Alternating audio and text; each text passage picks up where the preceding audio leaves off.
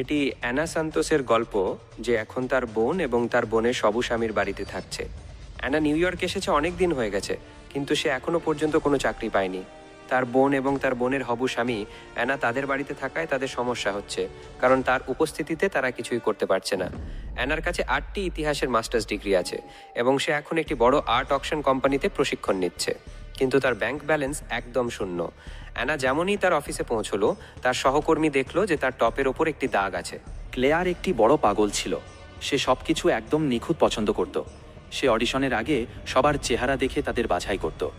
Claire আনার টপে লাগা দাগ দেখতে পায়। ক্লিয়ার অ্যানাকে বলে, তুমি সেখানে থাকো যেখানে লোকে তোমাকে সবচেয়ে কম দেখবে। অ্যানার অকশনে সবাইকে প্রভাবিত করার পরিকল্পনা ভেস্তে যায়, কিন্তু তবেই অ্যানা অকশনের লিস্টে একটি ভুল দেখতে পায়। ক্লেয়ার অ্যানাকে অকশন রুমে আসতে বারণ করেছিল, কিন্তু সে তাও ভিতরে গিয়ে এই ভুলটা জানায়। অকশন শেষ হওয়ার পর ক্লেয়ার এ নিয়ে তার সব কর্মীদের উপর রেগে যায় যে লক্ষ লক্ষ কোটি কোটি টাকার অকশানে তোমরা এমন ভুল কিভাবে করতে পারো। যে লোকে ভুলটা করেছিল ক্লিয়ারটাকে তখনই চাকরি থেকে বের করে দেয়। ক্লিয়ারের নজরে অ্যানাও আসে, কারণ সে আজ ভালো কাজ করেছে। এই দেখে অ্যানা পার্টি করে, কিন্তু পার্টি শেষ হওয়ার পর সে ভাবে এখন কি হবে। যদি পাকাপাকি কাজ না পাই তাহলে আমাকে আবার নিউ ইয়র্ক ফিরে যেতে হবে। পরের দিন সকালেই ক্লেয়ারের ফোন আসে। একটা জরুরি কাজে তাকে লন্ডন যেতে হবে, আর তার জন্য একজন এক্সট্রা অ্যাসিস্ট্যান্টও চাই। অ্যানা তখনই ক্লিয়ারের সাথে লন্ডন যাচ্ছে। তার বোনের হবু স্বামী ব্যাগ কুচিয়ে দেয়, ওরা এয়ারপোর্টে পৌঁছয়। কিন্তু ক্লিয়ারের বাকি দুজন অ্যাসিস্ট্যান্ট খুবই স্বার্থপর গোছের ছিল। ওরা অ্যানাকে এখানে তাড়াতাড়ি আসতে বলেছিল শুধু ওর ব্যাগগুলো তুলিয়ে নেওয়ার জন্য। অ্যানা ওদের সাথে ওই ফ্লাইটে যাচ্ছিল না, বরং 4 ঘন্টা পরে একটা খারাপ ফ্লাইটে লন্ডন যাচ্ছিল। ওই দুজন অ্যাসিস্ট্যান্টের খারাপ ব্যবহার এয়ারপোর্টে কাজ করা এক মহিলা দেখছিল। তার অ্যানার জন্য দুঃখ হয়, তাই সে অ্যানাকে ইকোনমি ক্লাস থেকে ফার্স্ট ক্লাসে আপগ্রেড করে দেয়। এবার সে ফ্লাইট ধরার আগে ফার্স্ট ক্লাস লাউঞ্জে বিশ্রাম নিতে পারবে। কিন্তু এমন সময় তার কাছে একটা ফোন আসে, যার কারণে সে একটা লোকের ওপর নিজে ড্রিঙ্ক ফেলে দেয়। এই লোকটাই ফ্লাইটে ওর পাশে বসেছিল। উইলও লন্ডন যাচ্ছিল, সে নিউ ইয়র্কে একটা চাকরির ইন্টারভিউ দিতে এসেছিল। অ্যানা আর উইল নিজেদের মধ্যে কথা বলে। ভুলবশত উইলের মনে হয় অ্যানা ওদের কোম্পানিতে ডিরেক্টর, এবং অ্যানাও এই কথায় কিছু বলেনি। সেও বলে দেয় যে হ্যাঁ, আমি আমার কোম্পানি সব থেকে কম বয়সী ডিরেক্টর। ফ্লাইটের সময় অ্যানা আর উইলের মধ্যে খুব ভালো বন্ধুত্ব হয়েছে। পরের দিন ওরা লন্ডনে নামে। এখানে অ্যানার সাথে দেখা হয় উইলের মা ক্যাথরিনের। অ্যানাকে যেখানে যেতে হতো সেটা ওদের বাড়ির পাশেই ছিল, তাই উইলের মা বলল যে ওরা ওকে সেখানে নামিয়ে দেবে। ক্যাথরিন নিজের সময়কার একজন অভিনেত্রী ছিলেন, যিনি লন্ডনে থাকতেন। উইল লন্ডনে খুব বিখ্যাত ছিল এবং তার মা অ্যানাকে খুব পছন্দ করত। অ্যানার স্টপ আসার পর উইল তাকে একটা ডেটের জন্য জিজ্ঞেস করতে যাচ্ছিল, কিন্তু তার আগেই উইলের মা অ্যানার নম্বর নিয়ে নেয়। এখানে হোটেলে ক্লেয়ার অ্যানাকে বলে যে তাকে একটা জরুরি কাজে রোম যেতে হচ্ছে, তাই সে ফিরে আসা পর্যন্ত যেন অ্যানা নিজের সব কাজ করে নেয়। কিন্তু তখনই অ্যানা বুঝতে পারে যে সে তার ল্যাপটপটা উইলের গাড়িতেই ভুলে এসেছে। সে দৌড়ে নিজের কোম্পানির অফিসে যায়, যেখানে একটা মিটিং হতে চলছিল। ক্লেয়ারের টিমকে এখানে প্রোভিল কালেকশনের পেন্টিংসগুলোকে অকশন করার জন্য বলা হয়েছে। এই পেন্টিংসগুলো একজন খুব বড় শিল্পীর ছিল, যার মৃত্যুর পর এখন তার স্ত্রী এগুলোকে বিক্রি করতে চাইছে। এই কাজের জন্য ক্লেয়ারের সাথে সাথে আরও একজন মানুষ, জেরাল্ডকেও বেছে নেওয়া হয়েছিল, যে প্যারিস অফিসের ডিরেক্টর। কিন্তু এই লোকটা খুব খারাপ ছিল। ও অ্যানাকে নিজের দলে টানার চেষ্টা করছিল। ক্লেয়ারের অ্যাসিস্ট্যান্টরা অ্যানাকে বলেছিল যে এই লোকটা ওদের সবচেয়ে বড় শত্রু। ওরাও অ্যানাকে বলেছিল যে ক্লেয়ার কিছুদিনের মধ্যেই কোম্পানির চেয়ারম্যান হয়ে যাবে, আর ওরা দুজনেই ওর সাথে থাকবে, তাই অ্যানা যেন ক্লেয়ারের থেকে একটু দূরেই থাকে। ওরাও অ্যানাকে বিরক্ত করার জন্য ওকে একটা খুব খারাপ অফিস দিয়েছিল। তখনই অ্যানার কাছে উইলের মেসেজ আসে যে ওর ল্যাপটপটা ওদের কাছেই আছে, ও যেন ওদের বাড়ি গিয়ে ওটা নিয়ে আসে। অ্যানা যখন ওখানে পৌঁছলো, ওখানে একটা পার্টি চলছিল। ও ক্যাথরিনের সাথে দেখা করলো। উইলও সেখানে চলে এলো, কিন্তু ওর সাথে কে ছিল বলুন তো? কিন্তু ওর সাথে সাথে সেখানে একজন বিখ্যাত শিল্পীও ছিল। অ্যানা এই শিল্পীর ভক্ত ছিল। শিল্পীও অ্যানাকে খুব পছন্দ করত। পার্টি উপভোগ করতে করতে অ্যানার কাছে ক্লেয়ারের অ্যাসিস্ট্যান্টের ফোন আসে। সে তাকে বলে যে সে ক্লেয়ারের জন্য কিছু টিকিট জোগাড় করতে ব্যস্ত, তাই অ্যানা যেন তার সব কাজ করে দেয়। অ্যানাকে চাকরি পাওয়ার জন্য ওদের কথা মানতে হবে। সে ওয়াপেস পার্টিতে গেল। সে সেই বিখ্যাত শিল্পীকে সেই টিকিটগুলোর ব্যাপারে বলল যা ক্লেয়ারের চাই। তখন সে আর ক্যাথরিন উইলকে বলল যে তুমি অ্যানার জন্য সেই টিকিটগুলোর ব্যবস্থা কর। অ্যানা তাদের বাড়িতে অনেক বিখ্যাত পেইন্টিংস দেখলো, যা ক্যাথরিনের তৃতীয় স্বামী বানিয়েছিল। ক্যাথরিনের এই পেইন্টিংসগুলো খুব অদ্ভুত লাগে, কিন্তু অ্যানা ওকে এসবের মানে বোঝালো যে এগুলো তো আসলে ভালোবাসাকে বোঝায়। অ্যানার সামনে এলো যে ক্যাথরিনই সেই মহিলা যে তার স্বামীর পেইন্টিংসগুলোকে বিক্রি করছিল, যাকে অ্যানার কোম্পানি ম্যানেজ করছিল। ক্যাথরিন অ্যানাকে বলে, আমি জানি তুমি এই না, ক্যাথরিন নয়, বরং ক্লেয়ার, কারণ ও সবাইকে তো এটাই মনে করতো যে অ্যানাও একজন ডিরেক্টর। অ্যানা বলল, না, আপনি এটা করতে পারেন না। যদি আমার কোম্পানিতে পাতা চলে যে আমি এখানে দাঁড়িয়ে আপনাদের সাথে কথা বলছি, তাহলে আমি মুশকিলে পড়ে যাব। ক্লিয়ার একজন খুবই প্রতিভাবান ডিরেক্টর, ও আপনার অকশন সামলাবে। ওরা সবাই মেনে গেল যে ঠিক আছে।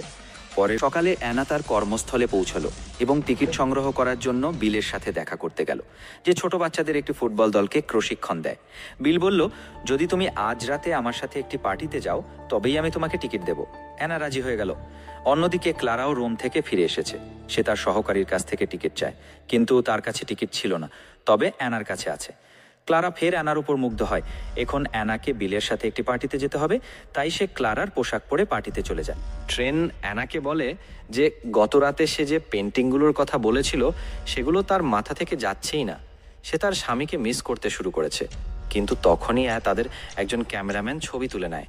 ক্লারাও সেখানে চলে এসেছিল। অ্যানা ক্লারাকে আসতে দেখে পালিয়ে যায়। বিলের প্রশ্নে কি হয়েছে সে তাকে এভাবেই অজুহাত দেখায়। তারা দুজনেই সেখান থেকে অনেক দূরে চলে গিয়ে একটি বারে মজা করতে থাকে।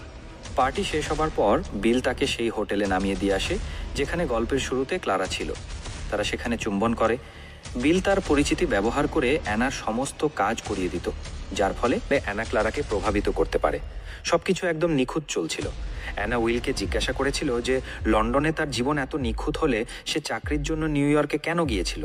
তখন উইল জানায় যে এখানে লন্ডনে সবাই শুধু তাকে ব্যবহার করতে চায়। তারা তার কাছাকাছি এই জন্যই থাকে কারণ তাদের কিছু প্রয়োজন আছে। কিন্তু তুমি এমন নও, তোমার সব কিছু আছে এবং তা সত্ত্বেও তুমি এত ভালো, বাস্তব। পরের দিন ক্লারা অ্যানাকে তার অফিসে ডাকে। অ্যানার মনে হয়েছিল যে ক্লারা তাকে কিছু নিয়ে বকাবকি করবে, কিন্তু এখানে তো ক্লারা অ্যানার কাজে খুশি। সেসব দেখছিল যে অ্যানা কত পরিশ্রম করছে। ক্লারা অ্যানাকে চাকরি দিতে প্রস্তুত ছিল। ক্লেয়ারকে যখন ক্যাথরিনে ফোন করে জানায় যে সে তার স্বামীর আঁকা ছবিগুলো বিক্রি করতে চায় না, তখন অ্যানা ভাবে এর পেছনে পরশু দিনের রাতের কথাগুলোই দায়ী। ক্লেয়ার সবাইকে কাজে লাগিয়ে দেয় এটা খুঁজে বের করার জন্য যে নিলাম বাতিল করার পেছনে কার হাত আছে। ঠিক ওই সময় ওদের অফিসে উইল আসে। অ্যানার মেজাজ আগেই খারাপ ছিল, আর ও আশায় সেটা আরও বিগড়ে যায়। অ্যানার ভয় হতে লাগলো যে এই নিলাম না হলে ও হয়তো আর চাকরি পাবে না। তখনই উইল বলে যে ও নিউ ইয়র্কে সেই চাকরিটা পেয়ে গেছে যেটা সে চাইতো। অ্যানা বলে যে ও তো সেই চাকরিটা চাইতোই না, কিন্তু তার পরিবর্তে তার চাকরি সত্যিই বিপদে পড়তে পারে। উইল এসব শুনে রেগে সেখান থেকে চলে যায়। ঠিক ওই সময় অফিসের সবার সামনে সেই ছবিটা আসে। তারা দেখে যে অ্যানা ক্লেয়ারের পোশাক পরে কোম্পানির ডিরেক্টর সেজে বসে আছে। ক্লেয়ার যে এতক্ষণ অ্যানার ওপর খুশি ছিল এটা দেখে ধাক্কা খায় এবং তাকে সেখান থেকে বের করে দেয়। অ্যানা এসব কথা ওকে বোঝানোর জন্য নিজের বোনকে ফোন করে, কিন্তু এখানে সে জানতে পারে যে ওরা একটা কুকুর নিয়ে এসেছে। যেখানে অ্যানা আগে থাকতো সেখানে এখন ওদের কুকুরটা থাকবে। অ্যানা খুব দুঃখিত হয়। সে নিজের সত্যিটা ক্যাথরিনকে বলার জন্য তার কাছে যায়। অ্যানা তাকে সবটা সত্যি বলে যে সে একজন ডিরেক্টর তো নয়ই, সে কিচ্ছু নয়। অ্যানা বলে যে সে সবসময় মিথ্যা কথাই বলে এসেছে, কিন্তু ক্যাথরিন উল্টে তার উপর আরও বেশি ইমপ্রেস হয়ে যায়। সে বলে যে অভিনয় করা তো তার কাজ, কিন্তু অ্যানা তো তার থেকেও ভালো অভিনয় করেছে। সে বলে যে এতে অ্যানার কোনো দোষ নেই, বরং এখানে সে অ্যানাকে ব্যবহার করছিল। সে ইচ্ছে করে এই চুক্তিটা বাতিল করেছিল যাতে চুক্তিটা হাতছাড়া হতে দেখে অ্যানার কোম্পানি তাকে আরও ভালো অফার দেয়। অ্যানা বুঝতে পারল যে ক্যাথরিন এসব তার বলা কথাগুলোর জন্য নয়, বরং ওর আরও বেশি মুনাফা অর্জনের জন্যই করেছে। এতে অ্যানার কোনো দোষ ছিল না। তারা সবাই অরবিন্দের অফিসে যায়।